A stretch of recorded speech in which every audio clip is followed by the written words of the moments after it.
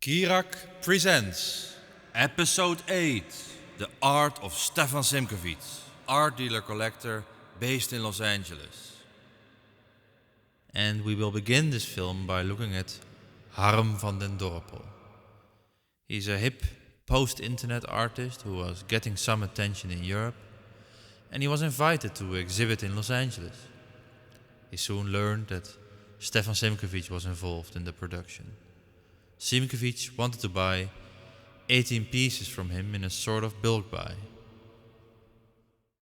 My work is always kind of, on one hand, aesthetically attractive on some level to some people, but I always introduce an awkward element or an ugly element or a critical element. So it's always these two things.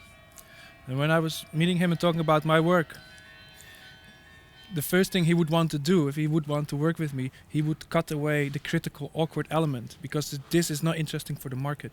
So it would end up being only the aesthetically pleasing part, which basically denies the whole essence of the art pieces. So this is the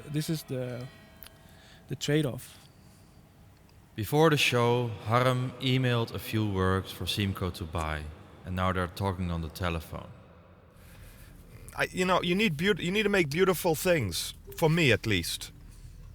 I can buy 18 things from you, but it can be 18 things that I can do nothing with. I need you to give me something I can do something with. Otherwise, it's a pointless exercise. I'd like you to send me a broad selection of work that I can then go over. But the work you sent me, I can do nothing with. It's honestly shit ugly. It's honestly hideous. And if you want my help and you want to do this, you got to basically... So send me 40 images, 50 images. I can't do it on 3 images. And then I'll go through them, I'll make the selections, and we can have a discussion. Yeah, it never worked out. He thinks he's some sort of patron. But it's not. He's more like an art director.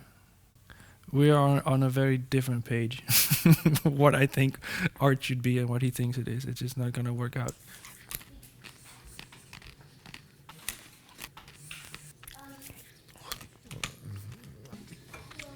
I think I have a disorder, like an egomania, combined with some kind of weird, perverse... What's that thing when you beat yourself? Self-flagellating. Well, you... Masochistic. Psychopathia, kind of a weird mix of... So definitely a disorder. In the end, he didn't like Harm van den Dorpel as an artist.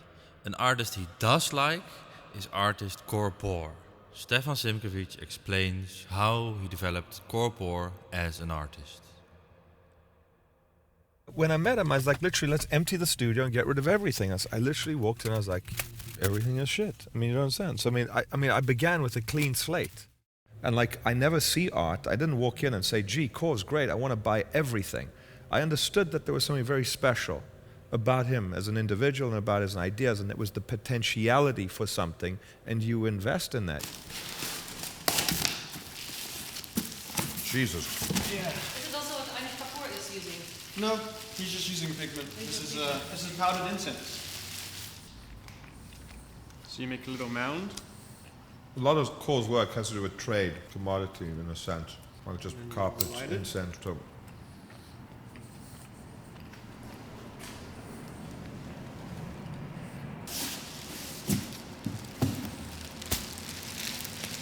What flavor is that one? They don't tell you. It just comes in color.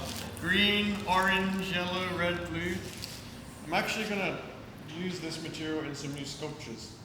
As we speed along and as our lives are mediated by technology, we try and anchor ourselves in our humanity by lighting incense, by performing rituals that make us remind us that we are human and that we're very basic still.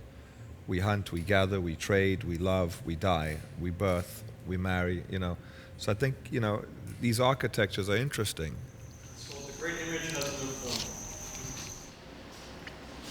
These are the new paintings that I'm designing on the computer. So I'm finding imagery from different sources, from clip art, just online, you search in, ancient artifact, and it takes you from one thing to the next. So they're kind of like composites that like flattening time and space and location. Simco knows that people might come and try steal his artist.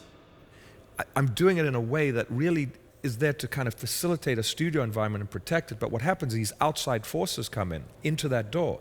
And they come. Core was offered, I think someone came in with cash and offered him money for a painting. But like, and you really need the trust of the artist, because it all begins and ends here. It begins with the artist. Is that you need the artist to be mature, serious about his studio practice, not greedy, open-minded, not fearful of the market, but accepting of everything. And then they can build something massive over time.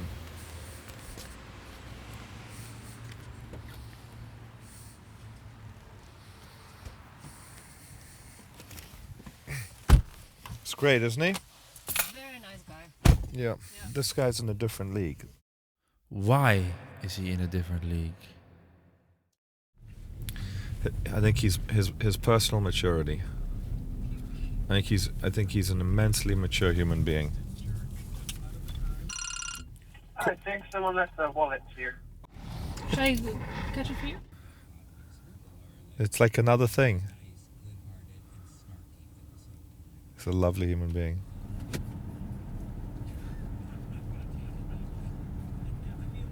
I've sold these paintings for $200,000.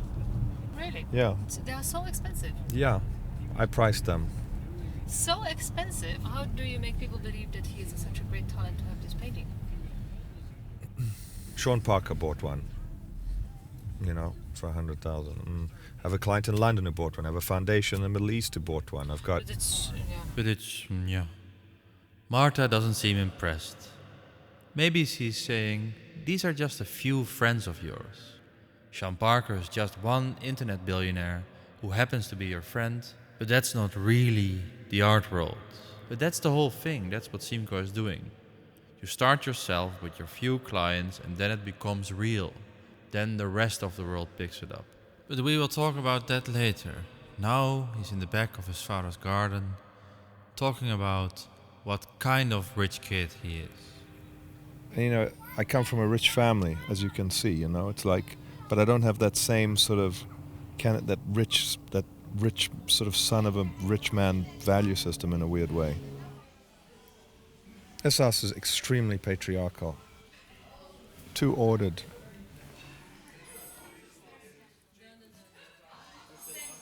Advert, Diet Coke, really bad for you. I have it occasionally when I go to the movies and when I'm at my ex-husband's house. Cheers. This is Stefan's mother. She divorced Stefan's father when Stefan was very young, but she still comes to the parties in father's garden. How beautiful is this, huh? I sometimes feel a little envious when I see all this that I could have had, but it went with the person whom I love but can't live with. Oh, how's this? Is this nice? This girl that he's got now is perfect for him. It's a typical young, and she's young and she knows what she wants. But let me tell you, we were very poor then. I didn't marry him for his money, that's for sure. If those days if a man was a millionaire, you said like this, you whispered, said, he's a millionaire. That's what happened. Today they're not millionaires, they're billionaires.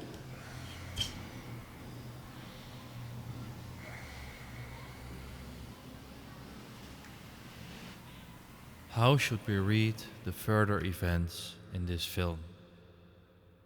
I'm not sure, but maybe it has something to do with him being bullied in boarding school and other kids breaking his legs. Bunch of guys beat me up good, and they broke my tibia, fibia, ankle, and epiphyseal plates. And this leg never grew, so I always have like back pain and hip pain, so this is hopefully gonna fix that. Gently press the feet into the table, lifting the pelvis up. I've got someone coming at 6. It could be very comedic, a Russian woman with a cheesy gallery. So you guys are partners? Yes. I like your website, it's beautiful.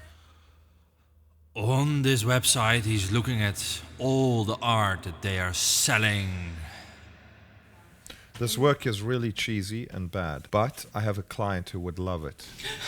So we can do business. I think it's awful, but I can sell it. It's terrible, but I'll sell it. It's well executed. Yeah, it's god-awful. Snow White, Seven Dwarfs, it's really like Mondrian, a little bit. cheesy amalgamation, but it's well done. He's a craftsman, kind of like a very highly skilled orthodontist with a paintbrush, but it's excellent. Am I right? Stefan, it's pretty bad. I knew it would be bad, but I knew I could make money. Huh? You knew that, right? Did you know that? You did, right? Okay. What a cockamamie idea for art.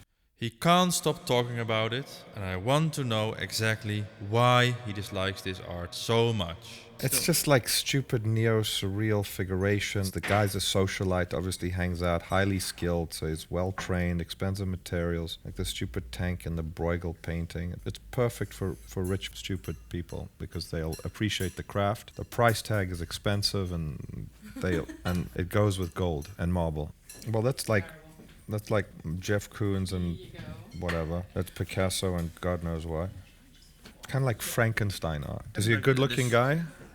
He's what? He's ugly. My God, I'm sorry. He is genuine. He really doesn't do, like, there is not a single assistant stroke there. It's all done by him, and he really loves art and art history, and I appreciate that. And, you know, maybe... The qualifications for good art. He does it himself. He loves art. I love tea. Does that make me a good tea maker? I like the history of tea. I drink tea. But keep going. It's good. I'm trying to defend the artist I believe in. You don't have to defend him. He's making money. He's selling art. He's in fancy houses. He's got a slick PDF. He's selling work for £100,000. That's really worth nowhere close to that. He's in good shape, this guy. He's got a customer base of rich people who aren't real collectors or know shit about art. You think it's bad because that's not your taste, right? You think it's bad because you don't appreciate maybe that kind of art, but it doesn't mean that it's bad for everyone, right? So it's just like, it can't be... No, it's good. I like it. Let's talk about selling it. 540 centimeters? 540 centimeters by 360 centimeters. Yeah, for someone who has a large castle, a large place. Very interesting. These lovely ladies are secondary market dealers. They have access to a lot of rich people. They're stone cold killers, kind, well put together, restrained, perfect business partners, like assassins, beautiful, loving assassins. So he doesn't mind buying art that he detests if he can sell it. But he also likes to look for new, young, good art that he loves. And that he can grow himself like he did with artist Corpor. So today we are in the studio of a new artist Simco maybe wants to manage. Will he indeed be a new Corpor? I've been working on a series of cardboards this year. Last year I did canvases. It's a series of paintings called the cage paintings. And it comes out of just priming cardboards. When you prime a cardboard, you know, put an X through it. I was making paintings like this right here. Just more minimal, gestural, positive and negative space. Really comes out of the preparing. I mean, for me, it looks good right on the wall like that even, but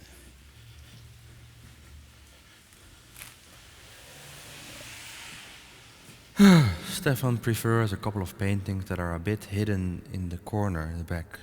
He's sort of pulling them out. And he starts to make remarks about the inner structure of the work that he starts to sense, recognize, analyze in a poetic fashion. I like these. He's got this like grid, you know, he's got this like this language, he like grids the painting. It's kind of, it's like this, he's got this like form, it's weird, like this geometry.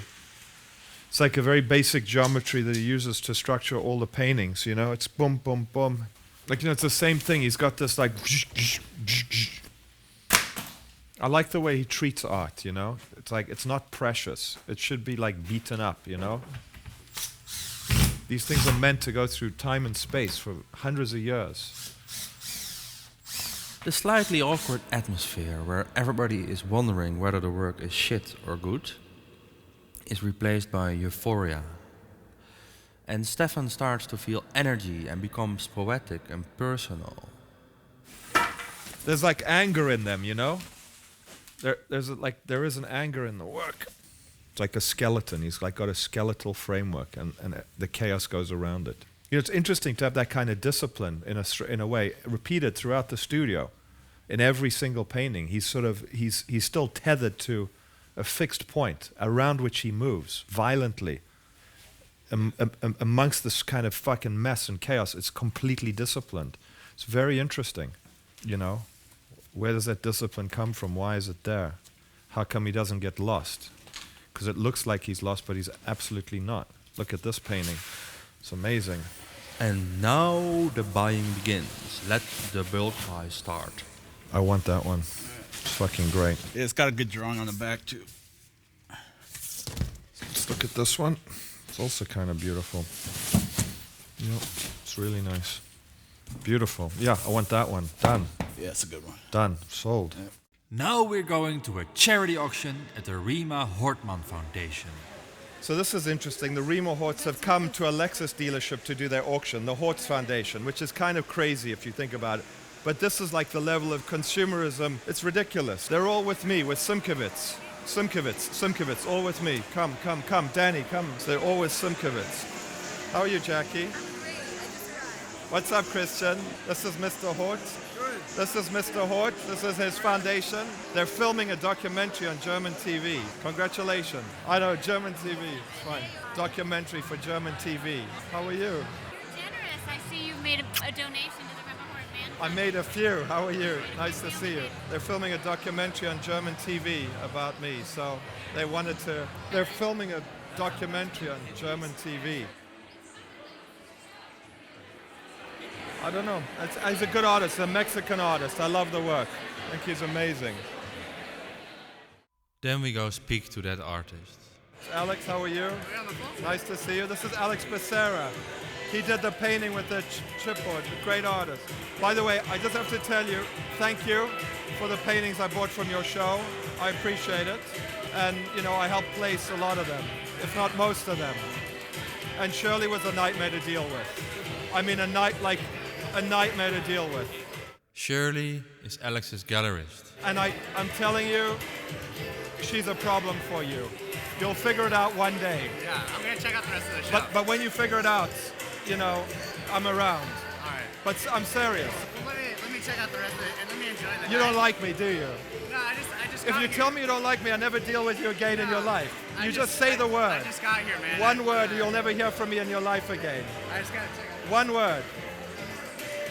I want to force him to have the balls to say, you know what, fuck off, I don't want anything to do with you. I want him to at least have the courage to say it to my face, because I know he says it behind my back while I build his market, place his work, own all his paintings. I am his biggest collector. I own all of his paintings, and I'm the only guy who's bought them. It's ridiculous. But he's a child. Well, let's get a dealer. Let's fucking look at cars. How are you? What do you got there? A little scallop? Oh, no, I'm on diet. How are you? My God, these are unhealthy. Should I eat this? Do you feel like showing me a car? I'm serious. Can I buy a car? Can I buy a car? I'm serious. Stefan, can I look at the sport? Can I look at a car? Oh, shit. Can I ask you a question?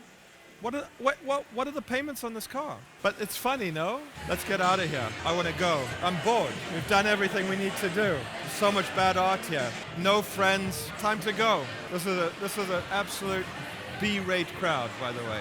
Alex, you don't have to be scared of me. I'm your biggest supporter. I love your work. I think you're a fucking genius. Have no fear. No, I just walked in, man. I was ready to, I wanted to get a cup of wine. I think you're a genius. I'm going to own all your paintings. But they're in safe hands. I won't sell them. Don't worry. But Sarah, have you ever been to my house? Come to my house one day. Seriously. Trust me on this. I'm the best friend you have. I know you don't think so, but I am. Come to my house. Yeah, I will. I'll come soon. I sold the whole show for you. I've just been busy. Did you hear what I said? I sold the whole show for you. Every single painting. Simchowitz. Because I love your work and I think you're a fucking brilliant artist. Honestly. I'm flattered. And Shirley was just a pain in the ass and made things difficult. And if you want, I can help you. Really fucking help you. Don't fear me. Galleries like Shirley don't want to sell too much to Simchowitz because they're afraid that he will take over their market, so sometimes they refuse to sell to him. When people don't want to sell to Simchowitz, he uses proxy buyers. Not scary-looking people who pretend to be good art collectors and small-time dealers, who go into a gallery and buy the work for him. This is a gallerist in Amsterdam who says he doesn't like Simchowitz. And this is me buying a work from him for €9,000. A dirty work in a plastic box by artist Yves Scherer, and shipping it directly to Simchowitz in Los Angeles. But this morning he's very angry because he wants my friend Magda, you know, the lady who was interviewing him, to proxy a work for him at Tanja Leighton Gallery in Berlin. But Magda refuses. He told her about the artist and she went to the gallery, but she only bought one for herself.